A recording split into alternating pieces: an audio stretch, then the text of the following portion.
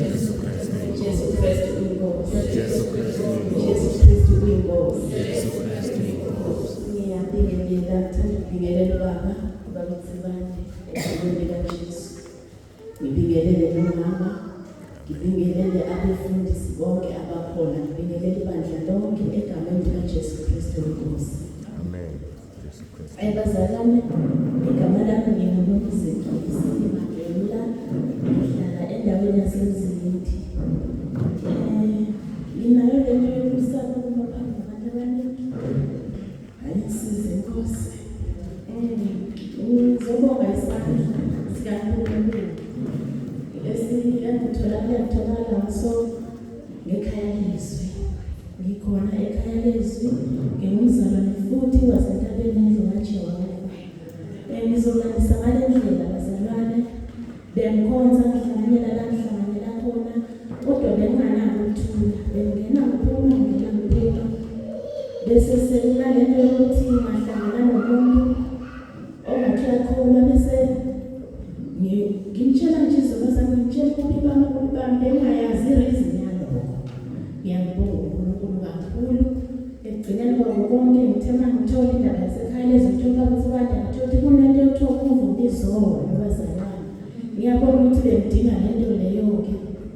Nami ngisengumuntu obhalayo, ngiyamthanda uJesu, kodwa ngiyemsabe nokusho kakhulu ngokuthi uJesu lo mthandayo logcina amazwi ami. Nami ngisengakapheleliswa, ngisesendleleni ngifisa ukupheleliswa. Ngiyamcela uNkulunkulu kakhulu. Bengomile ngingena ku-YouTube ngilandela nje uMusic Celebration Mshana. Ngafunda izinto ngiyongcela futhi izinto eziningi ngayo. Ngabe sesengithola ubufakazi bukaSandile. Wafakaza waveza into yokuthi nalo music we-gospel unayo lento yowisanayo, ngoba mina benginako lokhu bese ngiyayo. Awusuko lokulina, unako ukungcwele. Bengingayazi leyo nto. Bengihlala nje ngalo music ukuthi vele ngithanda inkosi, ngivutha emoyeni, ngivuthiswe lezi ngoma. Waveza lento enjalo, wakhuluma, wafundisa into eziningi engazifunda kuye. Wabese uthi akazi ukuthi abazalwane bahlaleleni la bakhonza khona. Bengihleli kodwa bengingasezwa lutho endlebeni zami. Ngingasezwa lutho, ngashintsha ngabaneliso lokujaja ukhona ebandleni. Ngibona ngathi lo akagqokanga kahle lokuyisolo phambi kwaNkulunkulu. Ngashintsha ngabona nje kungekungahambi kahle. Ngabe ngifuna ukuhlala kodwa ngiyasaba ukuthi ngizohlala kanjani emakhonzi. Ngabe ngithola indaba yekhaya lezwi. Washo ukuthi Sandile wathi kunekhaya lezwi. Ngasesha lapha ku-YouTube kwavela ezinye izinto nje ngokusithi singafuni uhlanganela lento oyifunayo kuba kulokho. Uhlanganele ezinye izinto, ngelinye ilanga ngabona ubaba. Hhayi ngamdlula, hhayi ngehla, ngakhuphuka. Ngase ngiqonda kuye ngangena, ngathola afundisa. Ngalalela, ngathola ukuthi le namba yokungena ekhaya lezwi.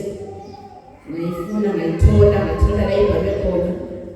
Ngoba bese ngikhohlwe bengakayibhala besho khona. Ngayithola, ngangena ekhaya lezwi. Ngizama ukuchaza ukuthi ngiyambonga kakhulu uNkulunkulu. Sukela ngikhona ekhaya lezwi, kunezinto eziningi eziqaqekile. Ngifunde nangokukhipha okweshumi bengikhipha. Kodwa kunento bengenzeki bazalwane. Bengingakwazi ukwenza izinto, bengingakwazi ngisho ukwakha. Kodwa kuthe mangiqala ukukhipha okweshumi ekhaya lezwi, entabeni endlu kaJehova, ngabona umehluko omkhulu. Bengizwa nje bathi hayi kudla kuphela makulala ubufakazi.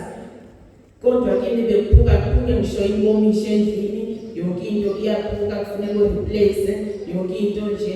Ngize ngithi abantwana mhlawumbe kanjani. Kodwa ngithe ngingena entabeni endlu kaJehova ngiqaphepha okweshumi. Kwaqala kwaba nalento yokuthi inyanga iyaphela, mina solo nayo imali. Kwaqala kwaba nalento yokuthi kuvuleka iminyango. Ibingavuleki bazalwane iminyango yokuthi ngingangena la nami ngifuna imali yokuthi ngenze something. Abanye bonke bavulekelwa, ngize ngizibuza ukuthi kwenze kanjani. Yavuleka iminyango, kwasho ukuthi kunodonga oludilikile ngokukhipha okweshumi. Lo ngichaza ukuthi bazalwane ukuthi okweshumi sikhipha kuphi kuyakhuluma, mina kungisebenzele. Nginalo ubufakazi nje ukuthi okweshumi sivela ngokukhiphe lapha manje manje ngigabuke ngenza izinto ezinkulu efana ngizenze eminyakeni ngesikhashana ekhaya lezi ngifike ngoJuni ngifika nje manje kodwa ngithe mangizwa le mbuzwayo lapha ngabe nami sengibiza abanye ngathi ngike namuzwa ingoku kwatholakala ukuthi abanye abakufuni abanye bathini abanye bathi livakeli lakudala leli ngibatshela ngalo nami mangishintsha bathe kwenzeka yini kuba bazalwa hayi kusuka kude nendlela yokugqoka indlela yokukhuluma ngafunda nesono samanga ngoba hayi nginamanga efonini bengivese mqamba amanga nje bangamfonela ngize ngithi akusebenzi kulabantu babezinto abastrainisa izinto bese semuva nje ngizongishaya uvalo ngaze ngisho njalo uNkulunkulu angusisile ngomsebenzi ngwaqambe jamanga ngikhuluma into eziningi ayami namoto bekhaya insurance lawo bathola ukuthi usone esikhulu into bengibona ngathi izinto ezincane ngako ngiyambonga kakhulu uNkulunkulu uningi nje ushintshile ngisabhala nami izono ngizwa khona ukudilekile ubaba uyafundisa kakhulu ngoba uNkulunkulu ayisho bazalwane athi sona masusibhalele ungabisasenza ngiyangishaye uvalo kakhulu ngoba kunye eshaya ngishaye uvalo ngoba kunye ngibhalile ngabe senkwenza angibonga uNkulunkulu kakhulu ekuthandazeleni futhi ukuthi ngithole ibandla ngoba ngabe sengikhuleke ukuthola ibandla ngitholanga ubaba wabakude ngathi ngizokwenza kanjani atholakala ukuthi ngithi mase ngijoyinile entabeni yethu kaJehova ngalala uNkulunkulu wangikhomba incwadi yaMika wangikhomba incwadi yezenzo chapter 2 hayi ngangazi ukuthi kusho ukuthi ngangaqonda ngaya kumama ukubaluleka ngathi hayi ngilala ama scriptures kodwa angazi sabheka sangathola ukuthi wathi ayidana kunethiko la